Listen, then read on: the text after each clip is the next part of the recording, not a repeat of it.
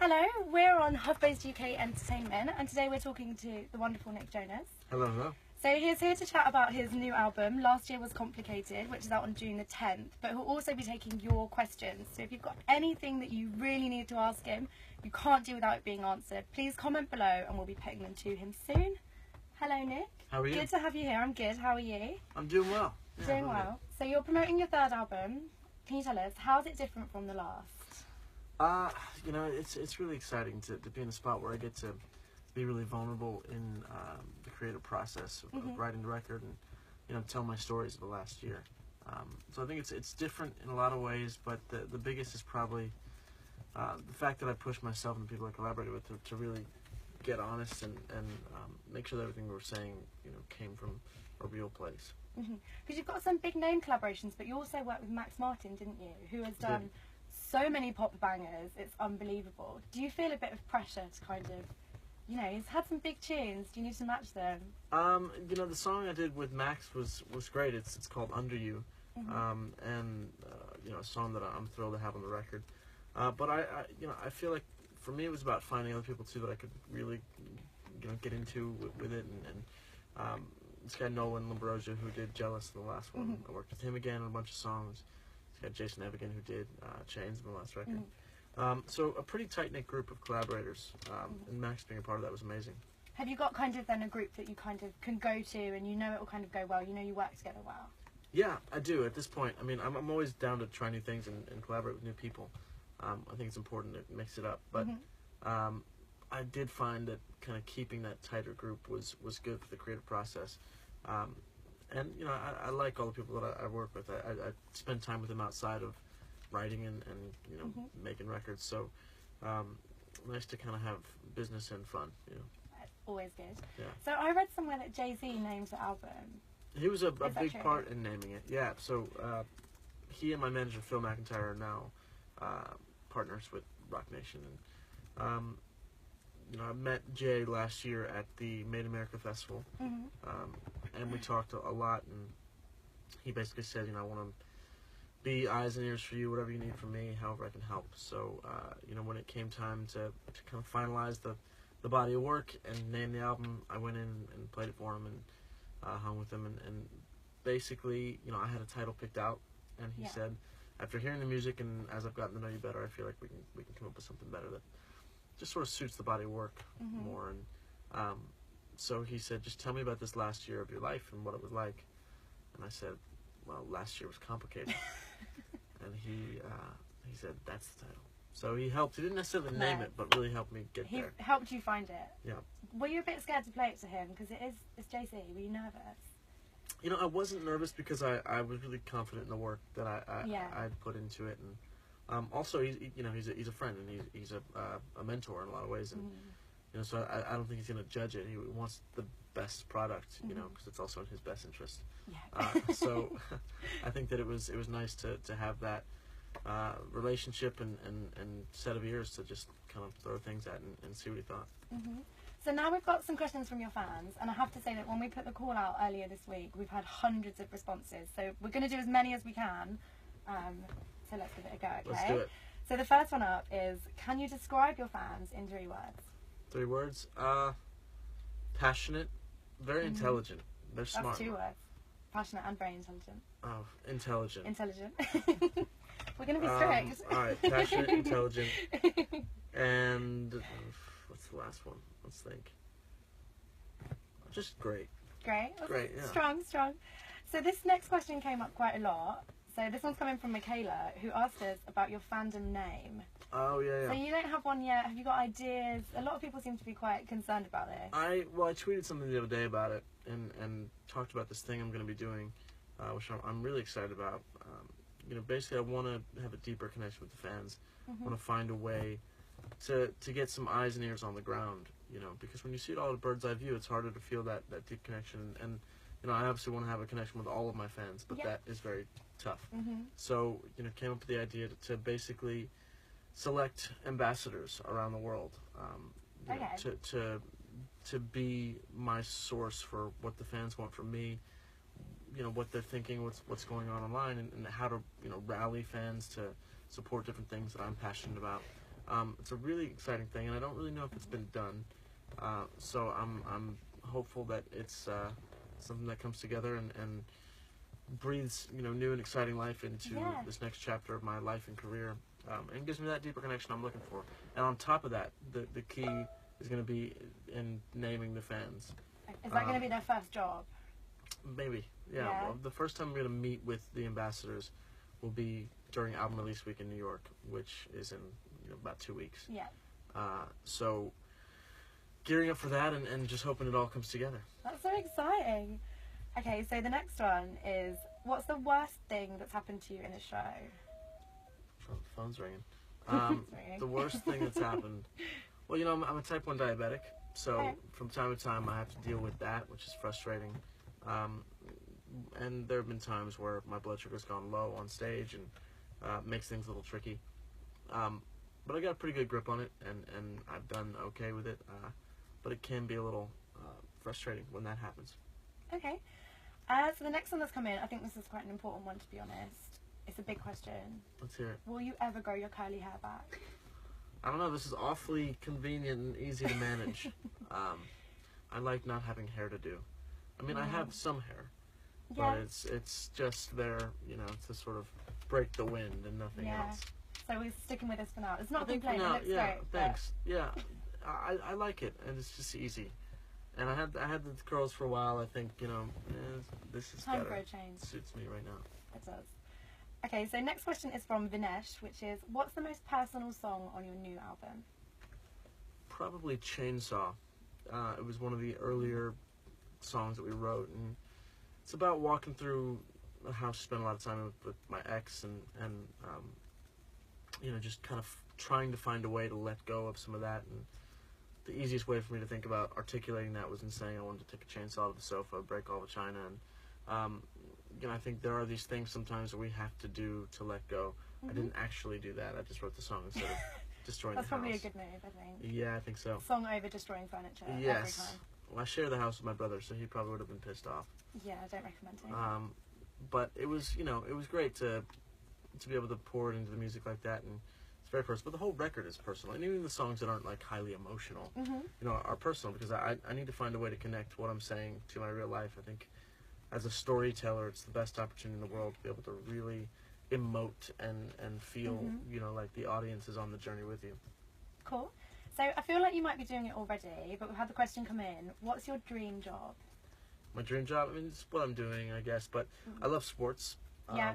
I'm a big fan of baseball, which I know is not too big a deal over here, but in the U.S., very big deal.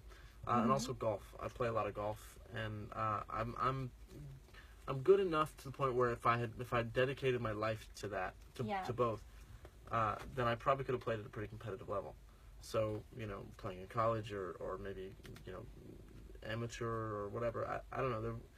But that is what I would have done. That's interesting. So obviously later on this year as well, so you've got the album first, then you're going on tour with Demi Lovato. Yeah. So we've had a lot of people asking, at the moment you're doing the US and Canada. Do you think you'll take it worldwide? I think so. And if not together, we'll do some shows separately. And then, in Europe and Latin and South America, and hopefully in Asia. Along with the music stuff, I've got a lot of acting projects, happening. So I've got to find a way to kind of do both. But I'm really hopeful that we get some European dates locked in. Again, if not with Demi, by myself.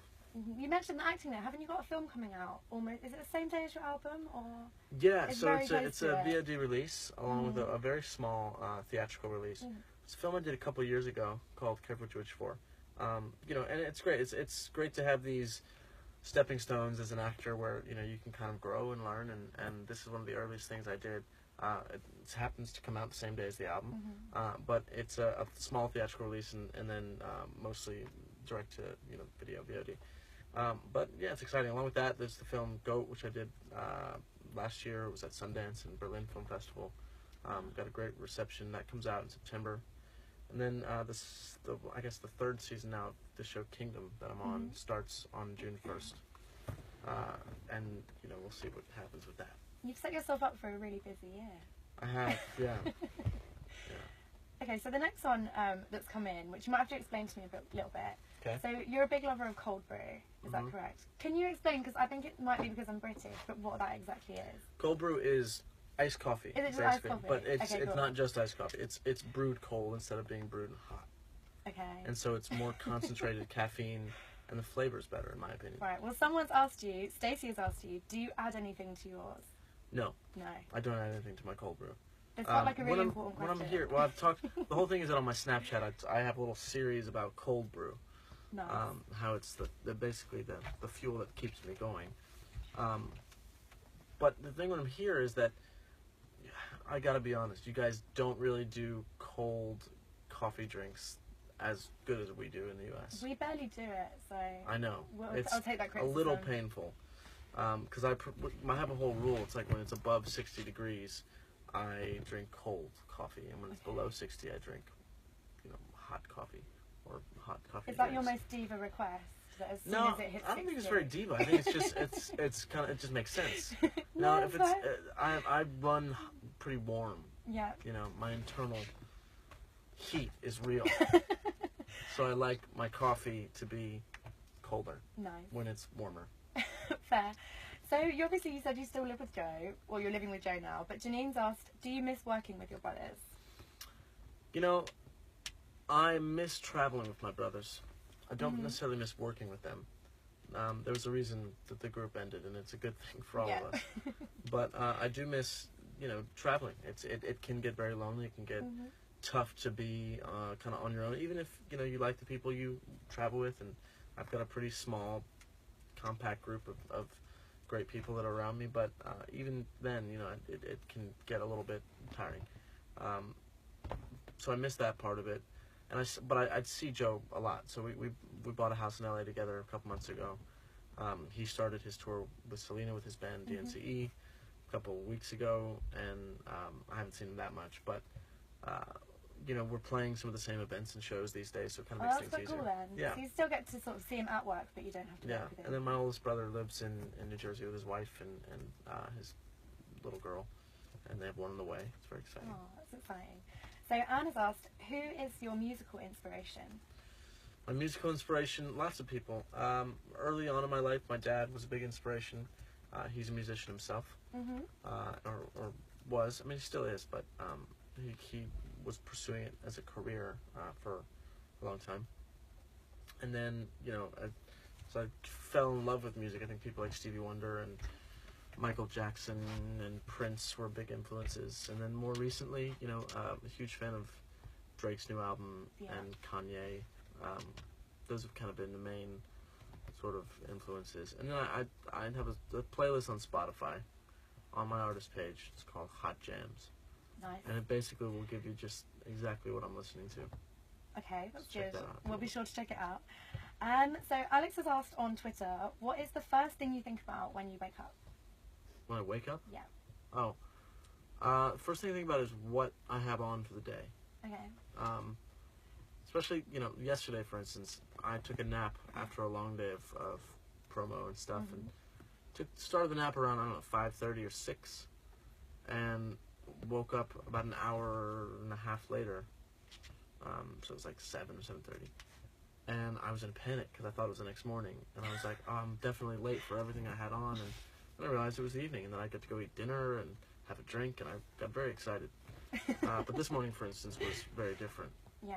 I actually got a good night's rest, woke up and felt at ease, knew that I was ahead of schedule. When you wake up before your alarm, it sets the day off the right way. It does. As long as it's not like 20 minutes before. Like 3 or 4 minutes is perfect. So back to your album then. Which song did you have the most fun making? There's a song called Comfortable. Well, actually, it was a whole week. So I worked with Jason Epp again. He's a really amazing producer. And he did Chains on the last one, and he did 5 songs with me on this one. It's basically split between 3 producers. Max and the Swedish team of producers, Nolan Lombrosa, who did 4, and then Jason, who did 5. But we had a week in New York, and, I wrote the record over the course of about a year and 2 or 3 months. Kind of different, sessions where different influence would come in and whatever. But we did this week with Jason and this guy, Joanne Whitmore, who I've known now for years. Really talented writer, works a lot with Chris Brown and a lot of country artists, actually. But we were in New York at the studio that I love called Jungle City. It's actually owned by Alicia Keys and Swiss Beats. Wow. Really great spot, great vibe. And we just locked into something. So it was like 3 days, and we just powered through. It was fueled by a bit of vodka, Yeah. American vodka actually, called Tito's, which is fantastic. We would do night sessions and have a drink and talk and just be friends first, and then it would turn into great writing. So the song called Voodoo, one called The Difference, and one called Comfortable, all came from that week. And then Champagne Problems was recorded that week, although we wrote it earlier. Okay, so probably that selection then. Yeah, it's just that whole week was really special. It's rare when you tap into something that great, you know, a creative vibe. Okay, so we've got time for one more question. I'm going to go for this one from Nickery. If you could collaborate with absolutely anyone, who would it be? Well, I really wanted to collaborate with Prince. So, you know, rest in peace. And I think I'm so honored to be a fan of his music. And Did you ever meet him? I met him one time, yeah, at the Clive Davis Grammy party years ago. But Prince, and then, you know, talked to Drake before about doing something together. The right things never come up, but I would love to work with him. And Kanye. If Kanye called me right now and was like, hey, jump on this track, I would drop everything and go do it. Questions. Thanks.